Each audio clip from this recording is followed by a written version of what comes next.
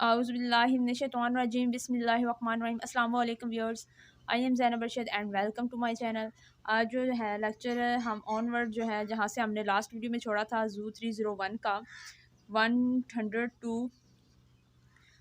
106 तक जो है मैंने लास्ट वीडियो में लेक्चर दिए थे 105 तक। आज उससे आगे ऑनवर्ड जो है मैं आपको ये लेक्चर दूंगी जिसमें feedback control system of hormone secretion, यानी हार्मोन्स किस तरह खारिज होकर सिक्रेशंस की फीडबैक कंट्रोल सिस्टम जो हमारे बॉडी में होता है वो कंट्रोल होता है।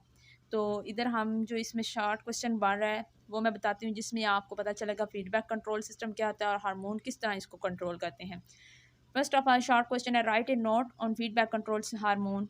ठीक है, किस तरह हार्मोन जो है वो फीडबैक कंट्रोल सिस्टम को रेगुलेट करते हैं। इसमें से साथ साथ मैं एमसीक्यूज भी बताती जा रही हूँ और यही इसका नोट है जो इसके आंसर में आपने लिखना है। एमसीक्यूज है, hormones are not released in a dash stream, यानी जो हार्मोन्स होते हैं वो कभी भी कॉन्स्टेंटली स्टेडली यानी मुसलसल एक सिचुएशन से हर वक्त जो है रिलीज्ड नहीं होते। उनको जब rather they are insecreted in fluctuation depending on the physiological demand for direction. ये कब सिक्रेट होगी? जब हमारी फिजियोलॉजिकल डिमांड होगी इसके लिए, यानी हमारे जिस्म में मुख्तलिफ मैकेनिज़्म हो रहे हैं, जैसे डाइजेशन है, सर्कुलेटरी सिस्टम है, सेंट्रल नर्वस सिस्टम है, होम्योस्टेसिस है। ये हमारी फिजियोलॉजिकल डिमांड है। जैसे जैसे इनमें फ्लक्चुएशंस होंगे, ये एक्ट होंगे, वैसे वैसे हमारी जो हार्मोन्स होंगे वो रेगुलेट करने के लिए इन एक्ट को, फिजियोलॉजिकल डिमांड और रिएक्शंस को जो है सिक्रेट होंगी। उनकी सिक्रेशन में क्या होती रहेंगी? चेंजेस यानी फ्लक्चुएशंस होती रहेंगी। नेक्स्ट एमसीक्यूज है, negative feedback system is use to regulate the dash of hormones. जो नेगेटिव फीडबैक सिस्टम होता है ये ऐसा सिस्टम है जो कि सिक्रीशन ऑफ हार्मोन्स को कंट्रोल करता है। ठीक है, और ये क्या करेगा? यही सिक्रीट करेगा हार्मोन्स को और यही दोबारा उसकी कंसंट्रेशन को रोकेगा भी और कंट्रोल भी करेगा, यानी जितनी ज़रूरत है हार्मोन्स की उतनी ये सिक्रीट करेगा। तो इसके लिए इन्होंने एग्जांपल भी साथ दी हुई है, वो आगे मैं आपको बताती हूँ। Such as that the release of specific hormone is increased और decrease in response to physiological change. कोई भी हार्मोन्स है वो उसकी कंसंट्रेशन जब रिलीज़ वो होगा उसके रिलीजन होने में वो ज़्यादा रिलीज होता है या कम रिलीज होता है, ये किसके अंडर होता है? कंट्रोल फिजियोलॉजिकल चेंज पे डिपेंड करता है। ये आपने एमसीक्यूज याद कर लेना है। नेक्स्ट एमसीक्यूज है, some hormones are released in short burst in periods. ठीक है, कुछ हार्मोन्स जो होते हैं वो वुमेन्स के, फीमेल्स के जो मेंस्ट्रुअल साइकिल्स होते हैं या मंथली जो भी साइकिल्स होते हैं उनको रेगुलेट करने के लिए, ठीक है, उनके मैकेनिज्म को रेगुलेट करने के लिए क्या होते हैं? रिलीज होते हैं। और वो हार्मोन्स क्या होंगे? वो हार्मोन्स भी किससे रिलीज जो होते हैं जो हमारे मैकेनिज्म को कंट्रोल कर रहे होते हैं उनको भी नेगेटिव फीडबैक से कंट्रोल किया जाता है। तो ये भी यहाँ से एमसीक्यूज बन सकता है। नेक्स्ट जो है यहाँ पर एक एग्जांपल दी हुई है, ग्लूकोज कंसंट्रेशन इन ब्लड, कि हमारा जो ब्लड होता है उसमें जो ग्लूकोज कंसंट्रेशन लेवल है, ग्लूकोज का लेवल है, वो किस तरह नेगेटिव फीडबैक कंट्रोल सिस्टम से होम्योस्टेसिस को मेंटेन रखते हुए मेंटेन होता है। The regulation of blood glucose concentration is an example of how the endocrine system use negative feedback to maintain homeostasis. किस तरह नेगेटिव फीडबैक जो होगी वो होम्योस्टेसिस को मेंटेन करने के लिए ब्लड को अंदर ग्लूकोज को जो है लेवल को बरकरार करेगी। When blood glucose concentration is high, अब क्या होगा हमारी बॉडी में? अगर ग्लूकोज कंसंट्रेशन क्या होगी है? हाई होगी है। Insulin is released by the pancreas in response to the negative feedback. अब फॉरन इंसुलिन जो होगी वो पैनक्रियाज से रिलीज होगी ताकि जो एलिवेटेड ब्लड ग्लूकोज लेवल है, यानी हमारे जिस्म में ब्लड का ग्लूकोज लेवल बढ़ रहा है, तो उसको कंट्रोल करेगी, यानी बढ़ने नहीं देगी। ये उस वक्त होगी जब हमारी बॉडी में ग्लूकोज लेवल ज़्यादा होगा। In response to insulin, insulin क्या करेगी? अगर हमारी बॉडी में ग्लूकोज का कंसंट्रेशन बढ़ गई, ये सेल्स से टेक अप करेगी, ग्लूकोज को ले लेगी, thereby returning blood glucose concentration back to normal, और लेकर उसको दोबारा ब्लड के लेवल को नॉर्मल, ब्लड के अंदर ग्लूकोज के लेवल को नॉर्मल हालत में ले आएगी। Insulin release is then inhibited until blood glucose level rise again. फिर क्या होता है? जब नॉर्मल हो जाता है इंसुलिन की जो रिलीजन होती है वो इनहिबिटेड हो जाती है, रुक जाती है, लेकिन दोबारा जैसे ही ग्लूकोज लेवल राइज होगा दोबारा इंसुलिन क्या होगी? खारिज होना शुरू हो जाएगी। जैसे ये एक फीडबैक एग्जाम्पल की, ये वाली एग्जाम्पल उन्होंने पिक्टोरिकली दिखाई हुई है, यहाँ मैं आपको दिखाती हूँ। इसमें क्या है? ये हमारा पेनक्रियाज से एक टाइम पे जो है ये पेनक्रियाज दो हार्मोन्स खारिज कर रहा है, एक है ग्लूकागोन और इंसुलिन। ठीक है, अब ये दोनों एक दूसरे के अपोजिट काम करते हैं, लेकिन करते किसके लिए काम है? सिर्फ ब्लड के शुगर लेवल को कंट्रोल करने के लिए ये काम करते हैं। मसलन होता क्या है, जो हमारा लीवर है उसने क्या किया होता है? ग्लूकोज को ग्लाइकोजन की शक्ल में स्टोर किया होता है। अब जो पेनक्रियाज है कि ग्लूकागोन कब खारिज करेगा? जब ग्लूकोज लेवल जिस्म में कम होगा, ब्लड के अंदर ग्लूकोज लेवल क्या होगा? कम होगा। तो ये क्या करेगा? ग्लूकागोन खारिज होगा, वो क्या करेगा? स्टिमुलेट ग्लाइकोजन ब्रेक डाउन, यानी ये लीवर पे जाके एक्ट करेगा, जो glycogen store form of glucose है उसको तोड़ेगा और ग्लूकोज में तब्दील करके ब्लड का जो ग्लूकोज लेवल है वो बढ़ा देगा। लेकिन अगर ये ब्लड का ग्लूकोज लेवल ज़्यादा बढ़ जाए तो क्या होगा? ग्लूकागोन की कंसनट्रेशन पीछे से बनकर याज रोक देगा और इसको रोकने के साथ इंसुलिन की कंसनट्रेशन को इंक्रीज कर देगा, इसको सिक्रीट करना शुरू कर देगा। इंसुलिन क्या करेगी? Stimulate glucose Uptake from blood. इसने क्या करना है? जो ग्लूकोज ब्लड लेवल है, ब्लड में ज़्यादा बढ़ गया है, उसको अपटेक कर लेगी उसके टिश्यू सेल से और उसका जो ब्लड लेवल है ग्लूकोज का वो कम कर देगी। ठीक है, तो इस तरह ये क्या करती है? इंसुलिन स्टिमुलेट ग्लाइकोजन फॉर्मेशन, यानी ग्लूकागोन क्या करती है? ग्लाइकोजन से ग्लूकोज बना के ब्लड ग्लूकोज लेवल राइज करती है और इंसुलिन क्या करती है? ग्लूकोज को बैक टू ग्लाइकोजन में चेंज करके ब्लड ग्लूकोज लेवल कम करती है। और इस तरह ये मैकेनिज्म जो होता है ना मेंटेन रहता है, बराबर रहता है, दोनों की कंसंट्रेशन और काम जो रहता है वो मेंटेन रहता है बिकॉज ऑफ बनकर याज फिर क्या है कि इन दोनों को खुद ही रिलीज़ कर रहा है, खुद ही कंट्रोल कर रहा है, खुद ही इनहिबिट कर रहा है। ये एक नेगेटिव फीडबैक की जो इस मैकेनिज्म है उसकी एग्जांपल है। तो आई होप आपको समझ आ गई होगी। नेक्स्ट जो है वो है मैकेनिज्म ऑफ हार्मोन एक्शन का पार्ट 3 है, जिसमें शॉर्ट क्वेश्चन बन रहा है what is the mechanism of hormones. Hormones जो है उनका मैकेनिज्म क्या है, वो किस तरह काम करते हैं? Hormones modify the biochemical activity of target cell. जिस जगह पे हार्मोन ने जाके काम करना है उसके सेल या टिश्यूज़ को जो है उसकी एक्टिविटी को ये क्या करता है? जाके रेगुलेट कर देता है। टू बेसिक मैकेनिज्म इसमें इन्वॉल्व है। MCQs आ सकता है how many mechanism? Two basic है। एक है फिक्स्ड मेम्ब्रेन रिसेप्टर मैकेनिज्म, ठीक है, fixed membrane receptor mechanism. Second one है मोबाइल रिसेप्टर मैकेनिज्म। ठीक है, ये दो मैकेनिज्म जो हैं ये आपने इनके नेम याद कर लेने। अभी जो हम पढ़ रहे हैं वो है फिक्स्ड मेम्ब्रेन रिसेप्टर मैकेनिज्म। तो इस पे हम नोट भी साथ लिखेंगे और साथ साथ मैं MCQs भी जो है वो एक्सप्लेन करती जा रही हूँ। इसी सिस्टम में क्या होता है, मैकेनिज्म में क्या होता है? An endocrine cell secrete a water soluble hormone. Endocrine जो सेल होगा वो डायरेक्ट ब्लड में जाके क्या करेगा? वाटर सोल्यूबल हार्मोन खारिज करेगा, यानी जो हार्मोन खारिज होगा वो वाटर में क्या होना है? सोल्यूबल हो जाना है, डिजोल्व हो जाना है। ठीक है, तो ये आपने MCQs यहाँ से याद रखना है। At the cells of the target organ, the hormones binds to a specific receptor cells on the plasma membrane। जैसे ही ये हार्मोन खारिज करेगा, वाटर के अंदर सोल्यूबल होगा, वो हार्मोन जो होगा वाटर और ब्लड स्ट्रीम से रेगुलेट करता हुआ ट्रैवल करता हुआ किधर जाएगा? उस सेल तक पहुंच जाएगा जिस पर जा किसने एक्ट करना है, उस सेल तक या उस आर्गन तक जाएगा और वहाँ पर जाके उस हार्मोन के लिए उस सेल के पास स्पेसिफिक बाइंडिंग साइट होगी जिसे रिसेप्टर कहेंगे। वो सेल जो होगा उन रिसेप्टर साइट की बदौलत क्या करेगा? इस हार्मोन को जो है अटैच हो जाएगा इसके साथ प्लाज्मा मेम्ब्रेन पर। ओके, समझ आ गई यहाँ से। नेक्स्ट है MCQs दिस फॉर्म्स एक कम्प्लेक्स है, इन दोनों के दरमियान जो है कम्प्लेक्स बन जाएगा जिसे हम बोलेंगे हार्मोन रिसेप्टर मैकेनिज्म। यानी ये एक सेल है, ठीक है, अब एक जो हार्मोन है वो खारिज हुआ है, वो ब्लड स्ट्रीम में से गुजरता हुआ इस सेल तक आया है। अब सेल के ऊपर क्या है? रिसेप्टर्स है बने हुए हैं जो इसको रिसीव करेंगे, रिसेप्ट करेंगे। तो वो क्या करेंगे? जब ये जैसे ये आएगा ये इससे बाइंड हो जाएगा, बाइंड होने के बाद ये हार्मोन इससे बाइंड होगा, तो बाइंड होने के बाद जो इसमें कम्प्लेक्स बनेगा इन दोनों के दरमियान उसे बोलना है hormone receptor complex.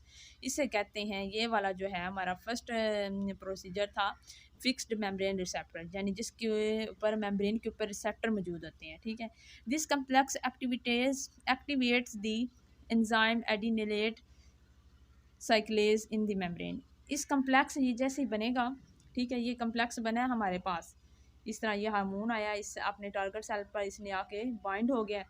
Hormone bind होने के बाद ये क्या करेगा? एक एंजाइम को यहाँ पर टारगेट सेल पर एक्टिवेट कर देगा, उसको बोलते हैं एडिनिलेट साइक्लेज मेम्ब्रेन के ऊपर। ठीक है, सेल की मेम्ब्रेन के ऊपर इसको क्या कर देगा? एक्टिव कर देगा। The activity enzymes convert ATP to nucleotide cyclic AMP। अब क्या होगा? जो वो कम्प्लेक्स है जिसकी वजह से एंजाइम एक्टिवेट हुआ है एडिनिलेट साइक्लेज, एडिनिलेट साइक्लेज ने क्या करनी है? Store form of energy ATP को किस में चेंज कर देना है? Cyclic AMP। ठीक है, एडिनिन ट्राईफॉस्फेट को एडिनिन मोनोफॉस्फेट में चेंज कर देना है। साइक्लिक एडिनिन मोनोफॉस्फेट जो होगा diffuse through out the cytoplasm, जैसे ही वो पैदा होगा AT से, यहाँ से AT से AMP जो हैगा वो डिवेल्प होगा। वो डिवेल्प होने के बाद किधर जाएगा? ब्लड स्ट्रीम में। ठीक है, ब्लड या साइटोप्लाज्म में चला जाएगा। यहाँ पर नीचे लिखा हुआ है cyclic AMP diffuse throughout the cytoplasm and activates an enzymes called protein kinase. जैसे ही साइक्लिक वो वाला एंजाइम खारिज होगा AMP, ठीक है, इनके कम्प्लेक्स में जो कन्वर्ट होकर बना है, वो क्या करेगा, वो साइटोप्लाज्म के अंदर डिफ्यूज़ हो जाएगा। वहाँ जाके साइटोप्लाज्म के अंदर क्या एंजाइम खारिज करेगा, एक्टिवेट करेगा, उसे बोलेंगे प्रोटीन काइनेज। ये आपने MCQs याद रखना है कि AMP diffuse through out the cytoplasm and activate an enzyme called dash. तो प्रोटीन काइनेज को ये एक्टिवेट करेगा। प्रोटीन का एनेज क्या करेगा, which then phosphorylate specific protein in the cell thereby triggering the biochemical reaction leading ultimately the cell response. तो इसमें क्या होगा, जो AMP होगी, ठीक है, उसमें हाँ वो कैसे हमने बनाया था, ATP से बनाया था, जिसमें 3 फास्फेट ग्रुप थे, ट्राई फास्फेट, और ये मोनोफास्फेट है।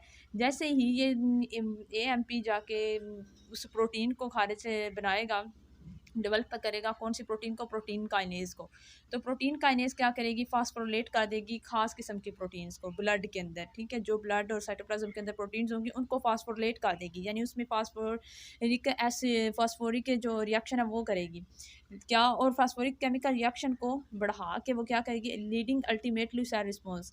जैसे वो बायोकेमिकल रिएक्शन को बढ़ाएगी तो सेल जो होगा वो इस हार्मोन्स के अंडर क्या करेगा, रिस्पॉन्स करेगा। After inducing the target cell to perform its specific function the phosphodiesterase inactivate cyclic MP। जैसे ही टारगेट सेल अपना रिस्पॉन्स दे जाएगा ना, तो पीछे से क्या होगा, फास्फोडाइएस्टर इनएक्टिवेट कर देगा। फास्फोडाइएस्टरेज जो एंजाइम है वो साइक्लिक AMP की प्रोडक्शन को इनएक्टिवेट कर देगा, ताकि ये जो प्रोटीन काइनेज है वो AMP ना बनाए और जो सेल रिस्पॉन्स है वो रुक जाए। इस तरह ये काम करते हैं। ये वाला था हमारा mechanism. In the main time the receptor on the plasma membrane lose the first messenger and how become available for a new reaction. इसी तरह प्लाज्मा मेम्ब्रेन के ऊपर जो मैसेंजर्स होते हैं वो क्या करते हैं, पहला मैसेंजर जो होता है यानी रिस्पॉन्स है, एज ए रिस्पॉन्स के तौर पर प्लाज्मा मेम्ब्रेन अपना फर्स्ट मैसेंजर खारिज करेगी और वो न्यू रिएक्शन के लिए नेक्स्ट जहाँ पर उसने एक्ट करना है वो जाकर रिएक्ट करेगा। यानी ये आपने स्पेक्ट्रोरिकली जो बात हमने पहले सुनी थी वही दोबारा आप मैं यहाँ से एक्सप्लेन कर रही हूँ कि ये हमारे पास है टारगेट सेल है, ये वाला, ठीक है, ये सारा टारगेट सेल है हमारे पास। इसके ऊपर रिसेप्टर बने हुए हैं, रिसेप्टर साइड बनी हुई है। तो हार्मोन मालिक्यूल्स क्या करेंगे, ये हार्मोन मालिक्यूल्स आते हैं, ये इस रिसेप्टर साइड के साथ बाइंड होते हैं। रिसेप्टर साइड के साथ बाइंड हो गए, क्या बना देंगे, एक कम्प्लेक्स एडिनिलेट साइक्लेज है, ठीक है। जैसे ये बनेगा तो यहाँ पर क्या होगा, ATP किस में कन्वर्ट हो जाएगी, साइक्लिक AMP के अंदर, ठीक है। अब AMP जो होती है ये साइटोप्लाज्म, ये सेल जो है इसके साइटोप्लाज्म में चली गई है, ये देखिए नज़र आ रही है आपको AMP। तो AMP ने प्रोटीन काइनेज को एक्टिव कर दिया। जैसे प्रोटीन काइनेज एक्टिव होगी वो दूसरी प्रोटीन के साथ मिलकर उसको फास्फोरिलेट कर देगी और सेल जहाँ पे एंड पे जाके अपना क्या करेगा, रिस्पॉन्स देगा नीचे। सेल से प्रोन कैसे देगा, कोई सिक्रेशन खारिज करेगा, कंट्रैक्शन देगा। जैसे सेल ने अपना रिस्पॉन्स दे लेना है तो पीछे से ये वाला जो है AMP ये एक्टिव होना छोड़ देगा। ये AMP जो है ये बनना ख़त्म हो जाएगा और प्रोटीन काइनेज की जो एक्टिवनेस है वो डीएक्टिव हो जाएगी और इनएक्टिव हो जाएगी प्रोटीन काइनेज। तो इस तरह इसकी सिक्रेशंस भी रुक जाएंगी। नेक्स्ट जो मैकेनिज्म ऑफ पार्ट है वो आपको मैं नेक्स्ट जो शेट क्वेश्चन है कि यहाँ से MCQs बन रहा है, hormones modify the biochemical activity of dash seller tissue. तो ये हमने पढ़ लिया है। तो what is the mobile receptor mechanism, हमारे पास दो मैकेनिज्म थे। एक था फिक्स्ड मेम्ब्रेन मैकेनिज्म जिसमें मेम्ब्रेन के ऊपर रिसेप्टर सेल्स थे, रिसेप्टर जो होते थे वो रिसीव करके कम्प्लेक्स बना के ATP से प्रोटीन काइनेज को डेवलप करके किस तरह फास्फोरिलेशन करते थे, तो और किस तरह सेल जो है उसके बदले में रिस्पॉन्स देता था। अब जो हमने पढ़ना है वो है मोबाइल रिसेप्टर मैकेनिज्म, ठीक है। एक हमने रीड आउट किया जिसमें हमने MCQs भी देखे हैं। अब इसमें मोबाइल रिसेप्टर मैकेनिज्म क्या होता है, steroid hormone molecule. Steroid hormone कौन कौन से होते हैं, टेस्टोस्टेरोन, ऑक्सीटोसिन, ये दोनों जो है स्टेरॉयड हार्मोन है। और ये हमारे जो ऑर्गन्स होते हैं जैसे ओवरी है और जो टेस्टिस हैं उनमें ये खारिज होते हैं, ठीक है। तो ये है स्टेरॉयड हार्मोन मॉलिक्यूल टेस्टोस्टेरोन मिसाल के तौर पर diffuses from the blood to a target cell. ये भी ब्लड से जहाँ से स्टेरॉयड हार्मोन जो होते हैं वो स्टेरॉयड हार्मोन खारिज जब होंगे तो वो भी ब्लड से डिफ्यूज़ करेंगे और टारगेट सेल तक जाएंगे और प्लाज्मा मेम्ब्रेन तक मूव आउट होकर के टारगेट सेल तक पहुँच जाएंगे। Once the cytoplasm the hormone binds to receptor site that carries into nucleus. अब क्या होता है इसमें हार्मोन्स खारिज हुआ है, ब्लड के जरिए फ्लो करके टारगेट सेल की तक पहुँचा है, वहाँ की प्लाज्मा मेम्ब्रेन के साथ क्या हो गया है, सेल टारगेट सेल की प्लाज्मा मेम्ब्रेन के रिसेप्टर्स के साथ क्या हो गया, बाइंड हो गया। तो ये क्या करता है, hormone binds to a receptor that carries it into the nucleus, और वो जो रिसेप्टर होगा वो इस हार्मोन को किधर लेके जाएगा, न्यूक्लियस के अंदर। दिस स्टीरॉयड प्रोटीन कम्प्लेक्स, ये स्टीरॉयड प्रोटीन कम्प्लेक्स बनेगा, ठीक है। क्या ये काम करेगा, triggers transcription of specific gene region of DNA, ये डीएनए के खास किस्म के जो रीजन होंगे उनको ट्रांसक्रिप्ट कर देगा, ठीक है।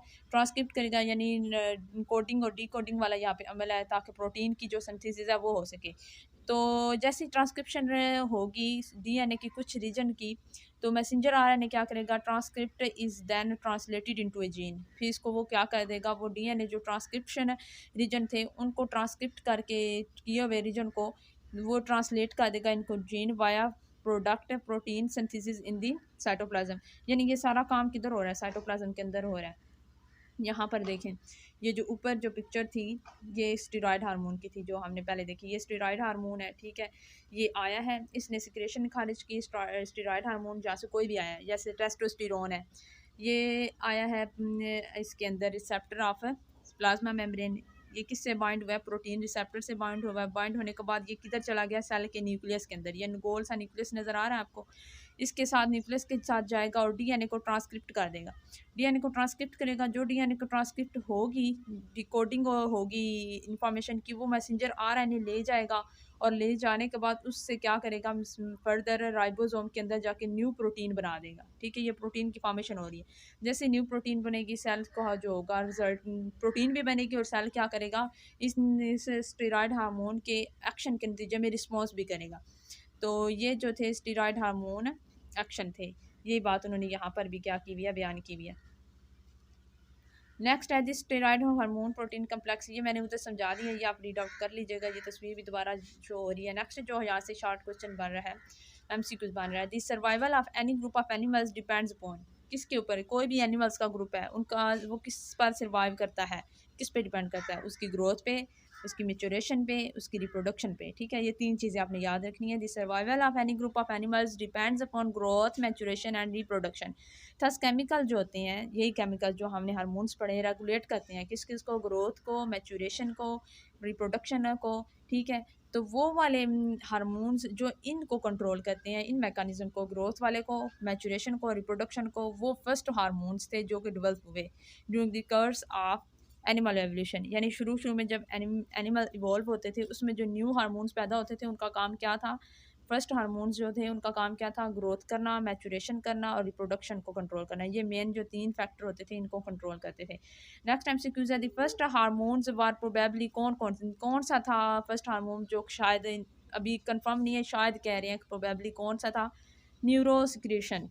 न्यूरोसिक्रेशन जो हार्मोन्स थे, ठीक है, जो न्यूरॉन्स से सेक्रेट होते हैं, वो फर्स्ट हार्मोन्स तस्वर किए जाते हैं। ये एमसीक्यूज याद रखना है। Most of the chemicals functioning as hormone in invertebrates are, अब बहुत सारे जो केमिकल फंक्शन हो रहे हैं इनवर्टिब्रेट्स के अंदर, वो किस वजह से हो रहे हैं, किन हार्मोन्स की वजह से हो रहे हैं, वो हो रहे हैं न्यूरोसिक्रेटर हार्मोन की वजह से, जिन्हें हम कहते हैं न्यूरोपिप्टाइड्स, ठीक है। न्यूरोसिक्रेशन हार्मोन्स के अंदर कौन कौन सा हार्मोन शामिल है, न्यूरोपिप्टाइड्स है। और न्यूरोपिप्टाइड्स किन किन एनिमल्स में खाए जाते हैं, मोलस्कस में, आर्थ्रोपोडा में, किनोडर्मेटा में, ठीक है। और अदर जो है इस तरह के जो एनिमल्स हैं उनके अंदर न्यूरोसिक्रेशन खारिज होती हैं, ये इनवर्टिब्रेट्स हैं, और कुछ आर्थ्रोपोड जो है वर्टिब्रेट्स हैं। नेक्स्ट आ जाता है MCQs, the Porifera sponges do not have classical endocrine glands. जो पोरोफीरा होते हैं, पोरोफीरा जो है एक फाइलम है जिसके मेंबर्स होते हैं स्पॉन्जेस। तो अगर एग्ज़ाम आ जाता है कि स्पॉन्जेस के अंदर कौन से ग्लैंड्स मौजूद नहीं है, तो आपने याद रखना है क्लासिकल एंडोक्राइन्स नहीं होते। Porifera sponges do not have dash enzyme glands है, classical endocrine glands. Okay, next MCQs है, sun sponges do not have dash, they also do not have dash, क्योंकि स्पॉन्जेस के पास न्यूरॉन्स नहीं होती। स्पॉन्जेस के पास प्योर जो माइंड है ना, ब्रेन है, वो नहीं है, उनके पास न्यूरॉन्स नहीं होती। अब जब न्यूरॉन्स ही नहीं है, क्योंकि न्यूरॉन्स क्या करती हैं, न्यूरो सेक्रेटरी सेल्स होती हैं उनके पास, और वो न्यूरो सेक्रेटरी जो होते हैं हार्मोन्स, उनको खारिज करती हैं। तो न्यूरॉन्स ही नहीं है तो इनके पास न्यूरो सेक्रेटरी सेल्स भी नहीं होंगे। ये एमसीक्यूज भी याद रखना है स्पॉन्जेस के हवाले से। The nerve cells of Hydra जो है contain a growth promoting hormone that stimulate budding regeneration and growth. अब ये क्या होता है, हाइड्रा जो होता है, कभी आपने देखा है हाइड्रा, हाइड्रा और जो अभी हमने पीछे पढ़ा है स्पॉन्जीज, ये दोनों क्या हैं, ये इनवर्टिब्रेट्स हैं जो हम पढ़ रहे हैं। इनवर्टिब्रेट्स के अंदर जो है वो किस तरह ग्रोथ रेगुलेटिंग हार्मोन्स होते हैं वो बता रहे हैं। जो हाइड्रा है इसके अंदर ग्रोथ को कंट्रोल करने वाला जो हार्मोन है उसमें कौन कौन से वो हार्मोन काम करता है, बुडिंग करता है यानी रिप्रोडक्शन करता है, बुडिंग के जरिए रीजनरेशन करता है यानी अगर बॉडी का एक पार्ट टूट गया तो उसको वहाँ से रीजनरेट करना, और ग्रोथ को कंट्रोल करता है। For example when the hormone is present in the medium in which fragments of hydra is incubated. चलें, जब एक ऐसा मीडियम जहाँ पर हाइड्रा मौजूद है, ठीक है, कौन सा क्या मौजूद है, हाइड्रा प्रेजेंट है वहाँ पे, हाइड्रा हमने उसके अंदर डाल दिया है, ठीक है। अब उस मीडियम के अंदर अगर हमने वो हार्मोन्स भी डाल दिए हैं, ठीक है, तो हाइड्रा का जो रीजनरेट होने वाला पार्ट है, ठीक है, जो एक पार्ट उसका टूट गया था, हमने उसको उस मीडियम में रखा, ऊपर से हमने वो ग्रोथ वाले हार्मोन्स उसे दे दिए, तो क्या होगा, हाइड्रा का जो टूटा हुआ चीज़ था, उसका पार्ट था कटा हुआ, वो रीजनरेट हो जाएगा because of the growth hormone, ठीक है। तो वो कह रहे हैं example when the hormone is present in the medium in which fragments of hydra are contributed. हमने एक मीडियम के अंदर हाइड्रा के रख दिए अगर फ्रेगमेंट्स, तो अगर हम उसके अंदर वो हार्मोन भी डाल दें तो हेड रीजनरेशन इज एक्सेलरेटेड, तो क्या बनना शुरू हो जाएगा, वो हाइड्रा डेवलप होना शुरू हो जाएगा। उसका सबसे पहला पार्ट कौन सा बनेगा, हेड, उसका सार, this is called head activator. इस मैकेनिज्म को क्या कहते हैं, हेड एक्टिवेटर, यानी हाइड्रा के पार्ट से आर्टिफिशियली हार्मोन्स के ज़रिए उसके हेड की रिजनरेशन करवाना, उसे कहते हैं head activator. Also stimulate mitosis in hydra, और फर्दर फिर माइटोसिस होती है और उसकी रिजनरेशन होकर नए पार्ट्स बनते हैं। For example when the hormone is present in medium, ये वही बात लिखी हुई है, this is called head activator, also stimulate mitosis in hydra. तो जो नेक्स्ट मॉड्यूल है वो मैं नेक्स्ट लेक्चर में आपको दे दूँगी। आज की वीडियो के लिए इतना ही, मुझे दीजिए इजाज़त, अल्लाह हाफिज़।